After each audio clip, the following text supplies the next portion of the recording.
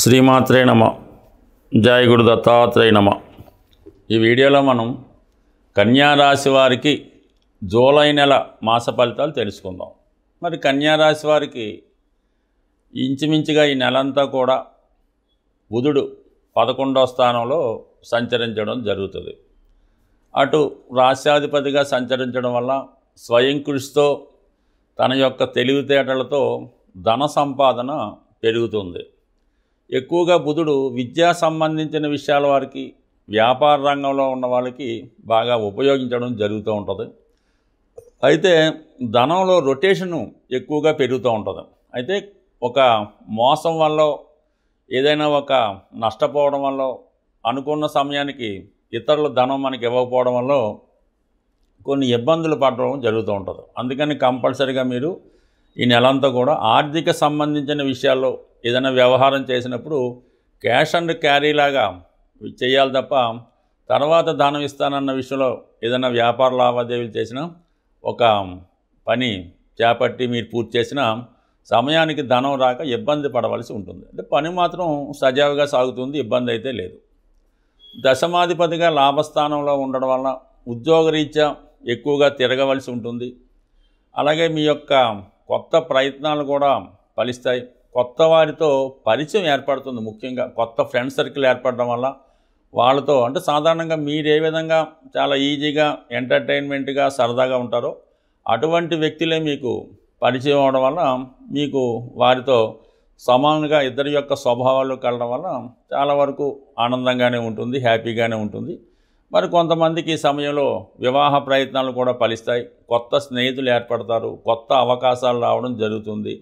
అలాగే ఉన్న ఆదాయంతో పాటు అదనపు ఆదాయం కూడా ఏర్పడడం జరుగుతుంది. అంటే ఓవరాల్గా ఈ నెలంతా కూడా మీకు ఈ బుధుడు చాలా అనుకూలంగా ఉండడం వల్ల హ్యాపీగానే ఉంటుంది. అలాగే మనకి జూలై 16 తర్వాత 11వ స్థానంలోకి మరొక గ్రహం వచ్చి చేరుతుంది, అదే రవి. దానివల్ల ఏమైందంటే మీకు బుధాదిత్య యోగం అన్నది ఏర్పడడం జరిగింది. ఇది మీలో ఉన్నటువంటి జ్ఞాపక శక్తిని పెంచుతుంది, మీలో ఉన్నటువంటి టాలెంట్ పెరుగుతుంది. విద్యార్థులకి స్కాలర్షిప్ వస్తుంది, అనుకున్న సీట్లో ప్రవేశం వస్తుంది. అలాగే పై అధికారుల నుంచి కానీ, లేదంటే మీ యొక్క గురువుల దగ్గర నుంచి కానీ తగు విధమైన ప్రోత్సాహం రావడం వల్ల చాలా వరకు ముందుకు వెళ్ళడం జరుగుతూ ఉంటుంది. అలాగే ఎక్కువగా ఈ కన్యా రాశిలో ఈ చిన్న చిన్న ఉద్యోగస్తులు, ఈ సినిమా టీవీ ఇండస్ట్రీలో పార్ట్ టైం చేసుకునే ఉద్యోగస్తులు, క్రీడాకారులు, ఈ ఎంటర్టైన్మెంట్ విభాగం వల్ల, అంటే మొత్తం 24 శాఖల్లో చిన్న చిన్న శాఖలంతా కూడా ఈ కన్యా రాశిలోనే ఉంటారు. వారికి ఈ సమయంలో మాత్రం కొంతవరకు వారి యొక్క ఆదాయం పెరుగుతుంది. అంటే ఒక బోనస్ లాగా ప్రస్తుతం ఉన్నటువంటి ఆదాయంతో పాటు ఒక అదనపు ఆదాయం వస్తుంది. ఏదైనా ప్రభుత్వ పథకం కూడా మీకు రావడం వల్ల కొంతవరకు ఫైనాన్స్ పరంగా అనుకూలంగా ఉండే అవకాశం ఉంది. అంటే ఎక్కువగా ఈ కన్యా రాశి వారు ధనం ఉన్నా లేకపోయినా, ఆదాయం రెగ్యులర్గా ఉన్నా లేకపోయినా, ఏదో కొంత ఉన్నంతలోనే బయట వారికి కష్టాలు తెలియకుండా సుఖంగా ఉన్నట్టే వారి జీవితం సాగుతూ ఉంటుంది. అటువంటి వారికి ఈ సమయంలో కొంత బెటర్ రావడం జరుగుతుంది. మొత్తం మీద ఇది ఓకే. దాని తర్వాత 12వ స్థానంలో కుజగ్రహ సంచారం. ఇది చాలా వరకు తృతీయాధిపతిగా వ్యయ స్థానంలో ఉండడం వల్ల సెల్ఫ్ మిస్టేక్స్ వల్ల అయితేనే, స్నేహితుల వల్ల అయితేనే, బంధువుల వల్ల అయితేనే నష్టపోయే అవకాశం ఉన్నది. ఈ విషయంలో చాలా జాగ్రత్త వహించవలసి ఉంటుంది. అలాగే కేతు వ్యయ స్థానంలో ఉండడం వల్ల ఇతరుల చేతిలో మోసపోవడం జరుగుతూ ఉంటుంది. అంటే మీకు ఏదైనా ఒక ఉద్యోగం ఇప్పిస్తానో, లేదంటే ఒక మంచి అవకాశం మీకు వస్తుందనో ముందుగా మాయమాటలు చెప్పి మీతో ముందుగా కొంత ఇన్వెస్ట్మెంట్ పెట్టించి తర్వాత కనబడకుండా పోయే అవకాశం ఉంది. కాబట్టి అటువంటి ప్రలోభాలకు ఏమీ లొంగకుండా ఏదైనా క్యాష్ అండ్ క్యారీ లాగా ముందు పని అయిన తర్వాతే డబ్బులు వాళ్ళకి ఏదైనా బహుమతో లంచమో ఇవ్వాలి తప్ప, ముందుగానే మీరు ప్రలోభాలకు లొంగి ఒకసారి కమిట్ అయ్యారంటే మాత్రం ఇది తరచుగా మీకు అదే రిపీట్ అవుతూ ఉంటుంది. మీరు కూడా ఏంటంటే ఒకసారి ఖర్చు పెట్టాం కదా ఇంకా పోకుండా దాన్ని ఖర్చు పెట్టడం వల్ల మోసపోయే అవకాశం ఉంది. కాబట్టి సాధ్యమైనంత వరకు ఈ విషయంలో చాలా వరకు జాగ్రత్తగా ఉండండి. అలాగే కొంతమంది విషయంలో ఏదైనా పూజల పేరుతోనో, ఈ ఉంగరాలోనో, రత్నాలనో ఆ పేరుతో కూడా కొంతవరకు మోసపోయే అవకాశం ఉంటుంది. కాబట్టి ఈ విషయంలో కూడా మీరు చాలా జాగ్రత్త వహించవలసి ఉంటుంది. ఇక ముఖ్యంగా మీకు ఏంటంటే ధనాధిపతిగా ఉన్నటువంటి శుక్రుడు భాగ్యస్థానంలో ఉండడం వల్ల కుటుంబంలో ఒకరికి ఏదైనా ఉన్నత ఉద్యోగం కానీ, విదేశ అవకాశం కానీ రావడం జరుగుతుంటుంది.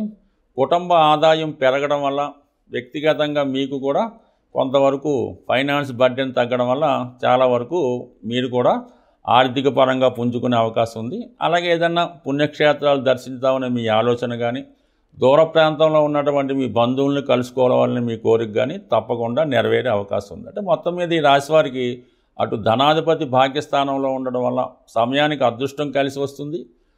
రాష్ట్రాధిపతి దశమాధిపతి లాభస్థానంలో ఉండడం వృత్తిపరంగాను వ్యక్తిగత సామర్థ్యం కూడా పెరుగుతుంది. ఏదైనా శుభగ్రహాలు మనకు అనుకూలంగా ఉన్నప్పుడు మనం చేసే ప్రయత్నాలు చాలా అనుకూలంగా ఉంటాయి. అయితే సప్తమ స్థానంలో ఉన్నటువంటి శని భగవానుడు రాశిని వీక్షించడం వల్ల ప్రతి ప్రయత్నం కూడా చివరి నిమిషం దాకా చాలా టెన్షన్ పెడుతూ ఆలస్యం అవడం జరుగుతుంటుంది. కాబట్టి చాలా ఓర్పుగా సహనంగా వెయిట్ చేయవలసి ఉంటుంది. చిన్న చిన్న ఫెయిల్యూర్స్ వచ్చినా కూడా దాన్ని అధిగమిస్తూ ఓర్పుతో ముందుకెళ్తే అనుకున్న ప్రయత్నం తప్పకుండా నెరవేరే అవకాశం ఉంది. అయితే మీరు మీ పనులు పూర్తిగా అవ్వాలంటే ఈ నెలలో మీరు 11వ స్థానంలో ఉన్నటువంటి బుధుని యొక్క అనుగ్రహం కొరకు విష్ణు సహస్రనామ పారాయణ కానీ, బుధవారం రోజు వెంకటేశ్వర స్వామి ఆలయం దర్శించడం కానీ, విఘ్నేశ్వరుని కానీ దర్శించి విధి విధానంగా గరికతో కానీ తులసి దళాలతో కానీ స్వామిని అర్పించి నిరంతరం ఈ గోవిందనామ స్మరణ చేయడం వల్ల కూడా ఈ కన్యా రాశి వారికి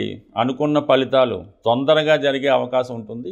ముఖ్యంగా ఈ గ్రహాల స్థితిని గమనించినప్పుడు ప్రతి రాశి వారికి కూడా ఈ రాబోయే 6 నెలల్లో అంటే ప్రధాన గ్రహాలైనటువంటి శని భగవానుడు మీనరాశిలో ఉండడం, మరి రాహు కుంభరాశిలో ఉండడం, కేతు సింహరాశిలో ఉండడం, అంటే పాపగ్రహాలు ఏ రాశుల్లో ఉంటాయో ఆ రాశులకి సంబంధించినటువంటి పరిహారం చేసుకుంటే మనకి ఆ గ్రహాలు యోగిస్తాయి. శుభగ్రహాలు మనం పెద్దగా ఏం పరిహారం చేయక్కర్లేదు, అవి ఆటోమేటిక్గా యాక్టివేట్ అవ్వడం జరుగుతూ ఉంటుంది. శుభగ్రహాలు ఇచ్చే ఫలితాన్ని పాపగ్రహాలు అడ్డుకుంటాయి కాబట్టి మనం ఈ పాపగ్రహాలకి పరిహారం చేయవలసి ఉంటుంది. అదే ముఖ్యంగా ఎక్కువగా ఈ శని గురువు ఈ 2 గ్రహాలు ప్రధానంగా ఈ రాబోయే 6 నెలల్లో ప్రతి ఒక్కళ్ళ జాతకం మీద ప్రభావం చూపుతుంది. ఎందుకంటే వక్రించిన గ్రహం తన బలాన్ని విశేషంగా పెంచుకుంటుంటుంది అన్నమాట. ఆ కారణం వల్ల సహజ భాగ్య రాజ్యాధిపతులైనటువంటి ఈ 2 గ్రహాలు అంటే మనకి ఒక లక్ష్మీనారాయణ యోగం ఏర్పడినట్టు ఈ 2 గ్రహాలు మనకి ప్రభావం చూపుతూ ఉంటాయి. ఈ సమయంలో మీరు ఏం చేయాలంటే కళ్యాణం చేయించాల్సి ఉంటుంది. అంటే ఎవరికి చేయించాలి? వెంకటేశ్వర స్వామి కళ్యాణం చేయించడం వల్ల కంప్లీట్గా మీకు శుభం జరిగే అవకాశం ఉంది. సో ఏదైనా ఈ రాబోయే మనకి ఈ 6 నెలల్లో మరి కార్తీక మాసంలో కానీ శ్రావణ మాసంలో కానీ మీరు ఏదైనా దేవస్థానంలో సామూహికంగా వెంకటేశ్వర స్వామి కళ్యాణంలో పాల్గొంటే చాలా మంచి ఫలితం రావడం జరుగుతూ ఉంటుంది.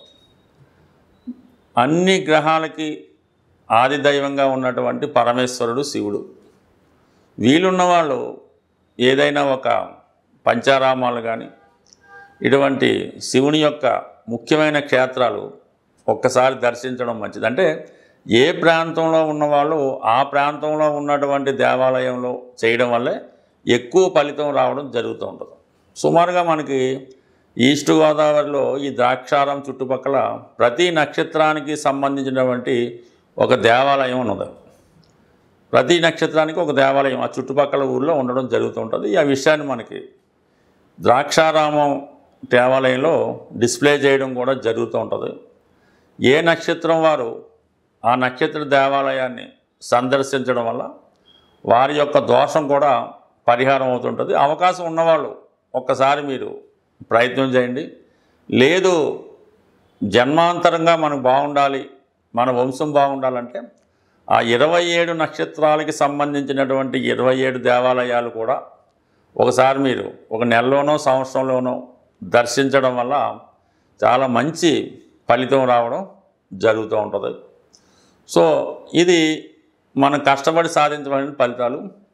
సూక్ష్మంలో మోక్షం రావాలి, చిన్న ప్రయత్నంతో విఘ్నేశ్వరులాగా మొత్తం ఫలితం రావాలనుకుంటే గోసేవను మించింది లేదు.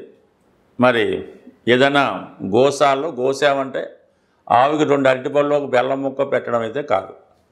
కంప్లీట్గా మీకు ఓపిక ఉంటే ఏదో ఒక రోజు ఆ గోశాలని శుభ్రంగా తుడిసి అక్కడ ఉన్నటువంటి ఈ ఆవు పేడ ఇవన్నీ కూడా శుభ్రం చేసి ఆవుకి మంచి వాతావరణం వచ్చేలా పెట్టడం, తర్వాత ఆవుకి శుభ్రంగా స్నానం చేయించి, తర్వాత ఆవుకి తగు విధంగా సేవ చేసి పసుపు కుంకాలు అలంకరించడం వల్ల కనీసం ఒక దానికన్నా చేసుకుంటూ ఈ సేవ కన్నా మీరు ఆ గోశాలను శుభ్రం చేయడం వల్ల వచ్చే సేవ చాలా అఖండం. మీరు చాలా ఆర్థిక ఇబ్బందుల్లో ఉన్నారు, అసలు ఏ దారి లేదు అనుకున్న వాళ్ళు ఒకసారి పవిత్రంగా నిర్వహిస్తున్నటువంటి గోశాల సందర్శించి అక్కడ ఒకసారి ఒక రోజంతా సేవ చేసి శుభ్రం చేయండి. 100% మర్నాడు నుంచి మీ ఆర్థిక పరిస్థితి ఏ విధంగా మార్పు వస్తుందో చూడండి. ఇది కంప్లీట్గా నేను ఛాలెంజ్ చేసి చెప్తున్నాను. ప్రయత్నం చేసి చూడండి. సక్సెస్ మాత్రం చాలా గొప్పగా ఉంటుంది. స్వస్తి.